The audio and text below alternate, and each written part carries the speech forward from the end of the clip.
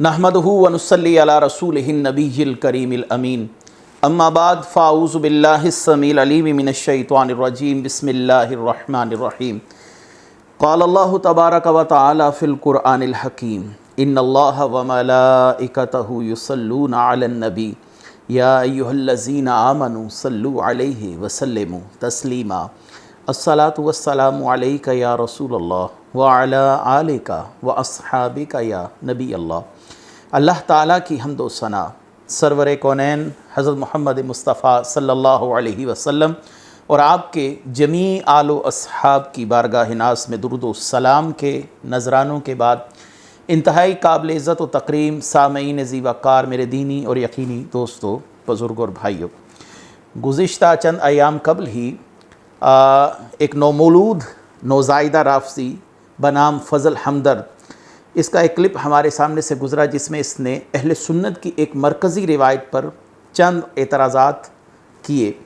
और ये चंद एतराज़ात जो फ़ज़ल हमदर्द की तरफ से किए गए उनका मैं ख़ुलासा अर्ज़ करता चलूँ।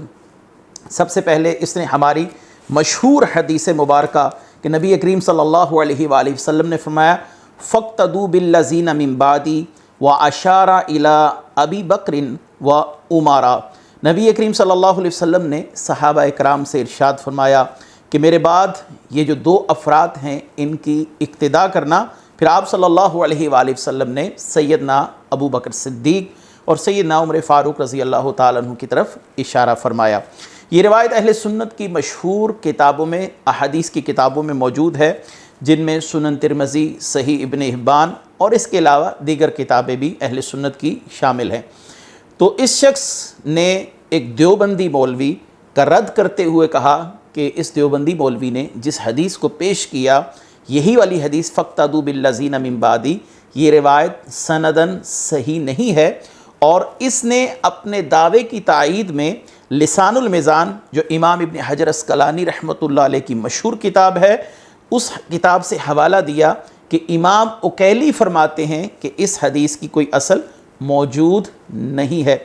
अब यही इतराज़ आप इस कज़्ज़ाब की ज़ुबान से ख़ुद समाअत कीजिए, इंशाअल्लाह उसके बाद इसके जवाबात की तरफ आते हैं। पहली बात तो ये है कि जो रिवायत पेश की गई है, आपने कहा कि एक रिवायत है रसूलुल्लाह सल्लल्लाहु अलैहि वसल्लम ने फरमाया कि मेरे बाद हज़रत अबू बकर, हज़रत उमर रज़ियल्लाहु अन्हुमा की इक़्तिदा करना।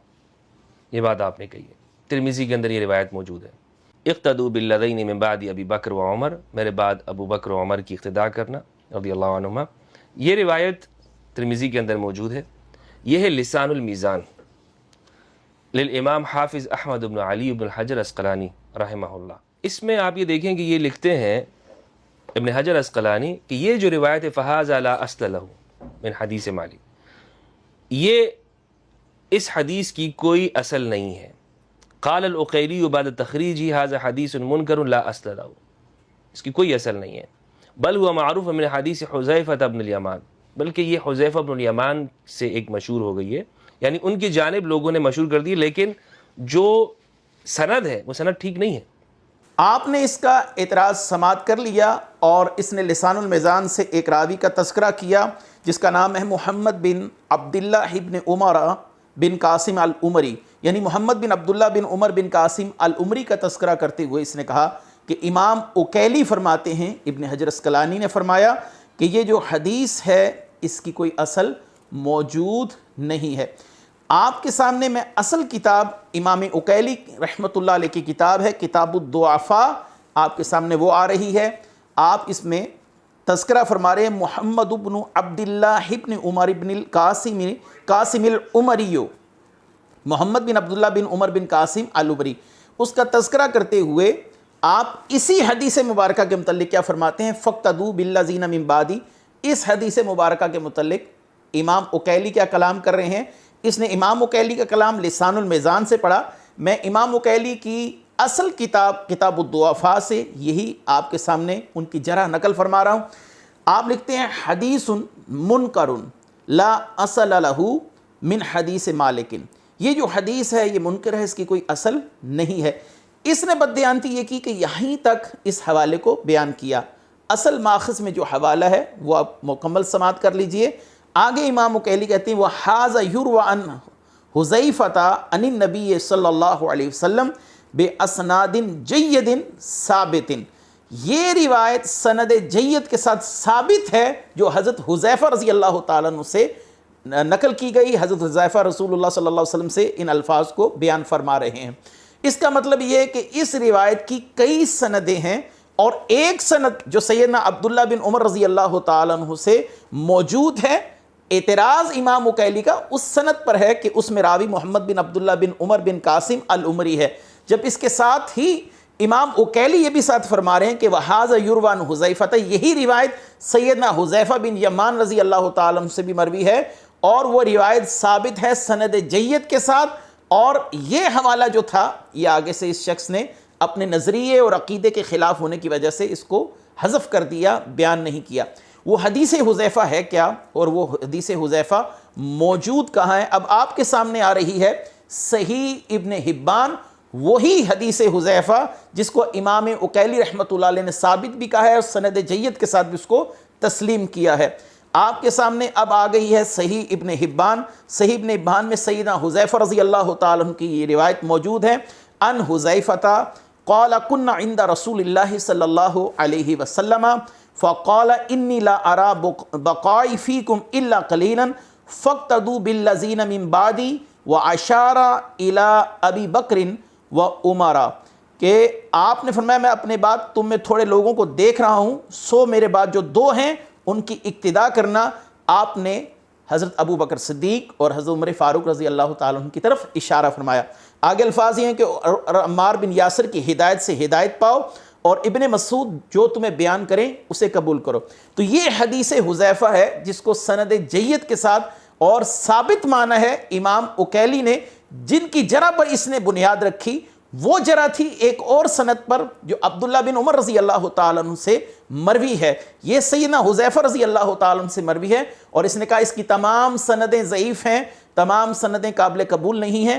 یہ بھی اس شخص کا جھوٹ ہے، کیونکہ اس کو پتا تھا کہ سیدنا حذیفہ سے یہ روایت بھی موجود ہے، تو لہٰذا اس نے یہ بددیانتی کی جھوٹ بولا۔ اس نومولود رافسی نے یہاں پر بھی آ کے دجل سے کام لیا۔ اب آپ کے سامنے آ رہی ہے امام حاکم رحمۃ اللہ علیہ کی مشہور زمانہ کتاب المستدرک۔ المستدرک میں اسی روایت کو نقل کرنے کے بعد امام حاکم نے اس روایت کو صحیح کہا، اور آپ کے سامنے ہے امام ذہبی رحمۃ اللہ علیہ تلخیص المستدرک میں اسی روایت پر صحت کا حکم لگا رہے ہیں، اور آپ فرماتے ہیں صحیحن، یہ روایت صحیح ہے۔ امام حاکم نے بھی اس کو صحیح کہا، امام ذہبی رحمۃ اللہ علیہ نے بھی اس پر صحت کا حکم لگایا، امام اکیلی رحمۃ اللہ علیہ اس کو سند جید سے تسلیم کر چکے ہیں۔ اس کے بعد امام ترمذی رحمۃ اللہ علیہ کی مشہور کتاب العلل الکبیر آپ کے سامنے آ رہی ہے۔ آپ اسی حدیث مبارکہ کو نقل کرنے کے بعد اس پر صحت کا حکم لگا رہے ہیں، وَهُوَ صحیحٌ، کہ یہ روایت صحیح ہے۔ اور اس کے بعد جامع بیان العلم جو کتاب ہے حافظ ابن عبد البر کی، جن کا وصال 463 ہجری میں ہوا، تو آپ کیا کہتے ہیں؟ آپ فرماتے ہیں وَحَدِيثُ حُذَيْفَةَ حَدِيثٌ حَسَنٌ، کہ سیدنا حذیفہ سے یہ جو حدیث موجود ہے یہ حدیث حسن ہے۔ اس نے کہا اس کی کوئی سند صحیح نہیں۔ امام حاکم رحمۃ اللہ علیہ، امام ذہبی رحمۃ اللہ علیہ، امام اکیلی رحمۃ اللہ علیہ، حافظ ابن عبد البر رحمۃ اللہ علیہ، آپ نے تمام نے اس حدیث کی صحت کا اقرار کیا۔ اس کے بعد اب آپ کے سامنے آ رہی کتاب الاباطیل والمناکیر، یہ امام جوزقانی رحمۃ اللہ علیہ کی کتاب ہے، جن کا وصال 543 ہجری میں ہوا۔ اسی حدیث کو نقل کرنے کے بعد آپ کیا فرماتے ہیں؟ ھذا حدیث صحیح، یہ حدیث صحیح ہے، اس میں کوئی ایسی علت قادحہ نہیں ہے جو اس روایت کی صحت کے معنی ہو، یعنی یہ روایت صحیح ہے۔ میں نے آپ کے سامنے اہل سنت کے 5 جلیل القدر محدثین کے حوالے پیش کیے، اور ان میں امام اکیلی کا اپنا حوالہ بھی موجود ہے، جن کی جرح سے اس نے اس حدیث کو مجروح کیا ہے۔ تو یہ ہے اس حدیث کی صحت کا معاملہ۔ اگر اس کو پھر بھی اصرار ہو کہ یہ حدیث صحیح نہیں ہے، تو میں برسبیل تنزل اس کے لیے ایک شاہد بھی پیش کر دیتا ہوں کہ اس حدیث کا ایک شاہد بھی موجود ہے۔ اب آپ کے سامنے صحیح ابن حبان آ رہی ہے، اور صحیح ابن حبان میں باب کا نام ہے ذکر اثبات الرشد للمسلمین فی طاعت ابی بکر و عمر۔ حضرت ابو قتادہ رضی اللہ تعالیٰ عنہ فرماتے ہیں قال رسول اللہ صلی اللہ علیہ وسلم ان یطع الناس ابا بکر و عمر، اگر لوگ ابو بکر اور عمر کی اطاعت کرتے فقد ارشدوا، تو وہ ہدایت پا گئے. اگر ابو بکر اور عمر کی اطاعت کی لوگوں نے تو وہ ہدایت پا گئے. تو یہاں سے معلوم ہوا کہ سیدنا ابو بکر صدیق رضی اللہ تعالیٰ عنہ، سیدنا عمر فاروق رضی اللہ تعالیٰ عنہ، ہدایت ان کی اقتداء پر موقوف ہے. رسول اللہ صلی اللہ علیہ وسلم نے جو فرمایا کہ میرے بعد ان کی اقتداء کرنا، میں نے اس کا ایک شاہد آپ کے سامنے پیش کیا. وہ شاہد یہی ہے ان یطع الناس ابا بکر و عمر فقد ارشدوا، کہ اگر لوگوں نے ابو بکر اور عمر کی اطاعت کی تو وہ ہدایت پا گئے. اب آپ کے سامنے اس حدیث کا شاہد بھی میں نے بیان کر دیا. آگے چل کے اس نے ایک اعتراض اور بھی کیا جس کو میں نے یہاں پر حذف کیا ہے. آپ کے سامنے ہم نے اس کا مختصر سا کلپ چلایا. اس نے کہا کہ فقتدوا سے عمر فاروق اور حضرت ابو بکر صدیق رضی اللہ تعالیٰ عنہ کی خلافت کا اثبات ہوتا ہے، جبکہ اہل سنت مانتے ہیں کہ ان کی خلافت پر کوئی نص موجود نہیں. ان کی خلافت بطریق اجماع وقوع پذیر ہوئی، ان کی خلافت اجماع کے ذریعے انعقاد پذیر ہوئی. تو لہٰذا یہ حدیث صحیح نہیں ہے. اس نے خود سے ایک اندازہ لگا لیا کہ فقتدوا کا معنی رسول اللہ صلی اللہ علیہ وسلم کی حدیث میں حضرت ابو بکر صدیق کی خلافت کا اعلان تھا، حضرت عمر فاروق رضی اللہ تعالیٰ عنہ کی خلافت کا اعلان تھا. تو اس حوالے سے بھی میں آپ کے سامنے ایک حدیث پیش کر دیتا ہوں. اس حدیث کو امام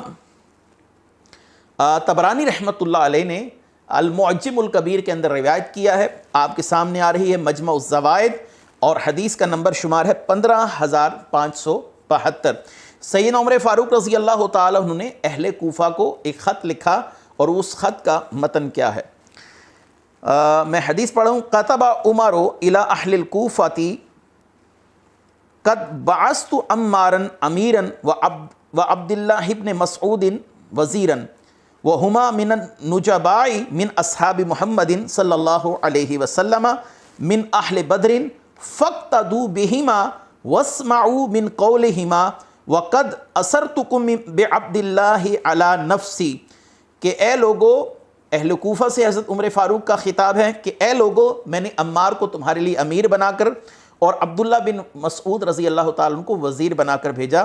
یہ دونوں اصحاب نبی کریم صلی اللہ علیہ وسلم کے برگزیدہ اور خاص صحابہ کرام سے تعلق رکھتے ہیں، اور ان کا تعلق ان اصحاب سے جنہیں غزوہ بدر میں شرکت کا شرف حاصل ہوا.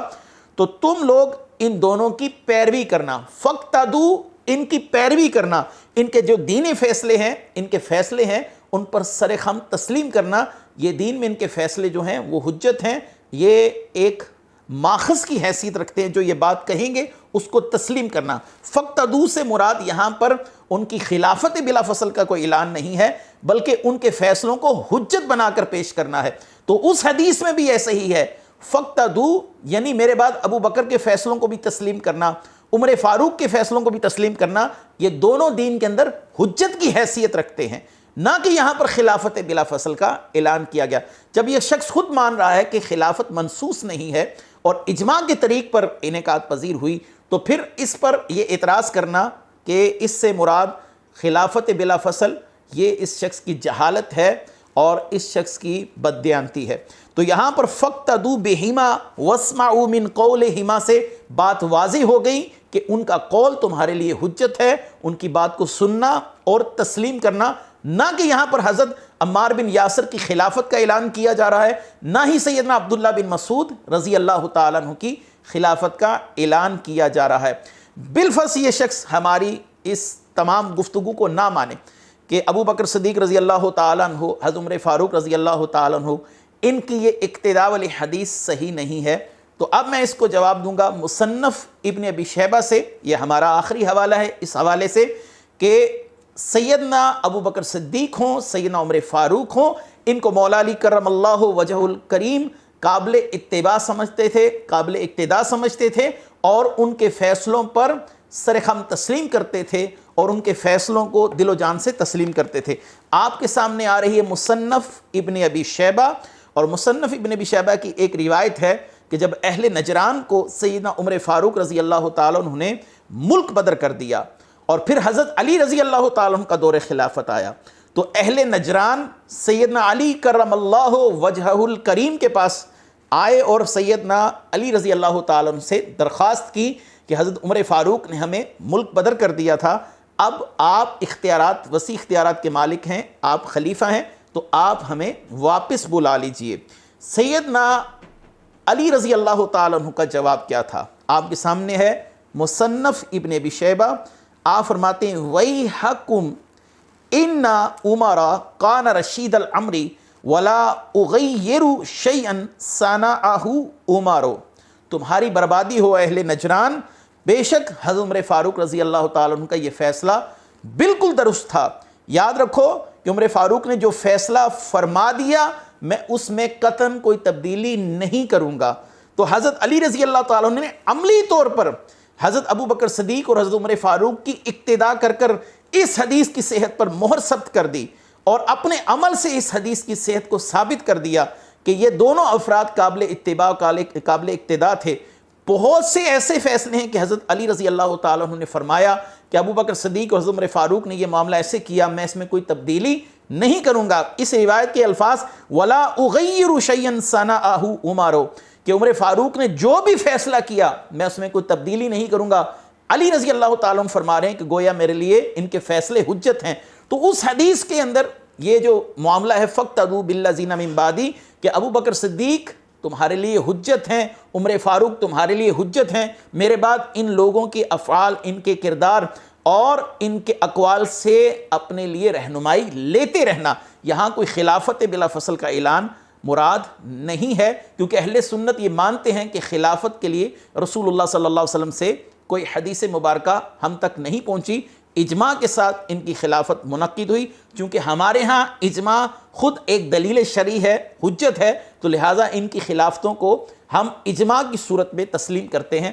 اللہ تبارک و تعالی ایسے بددیانت لوگوں کی بددیانتی سے امت کو محفوظ فرمائے۔ وآخر دعوانا ان الحمد للہ رب العالمین۔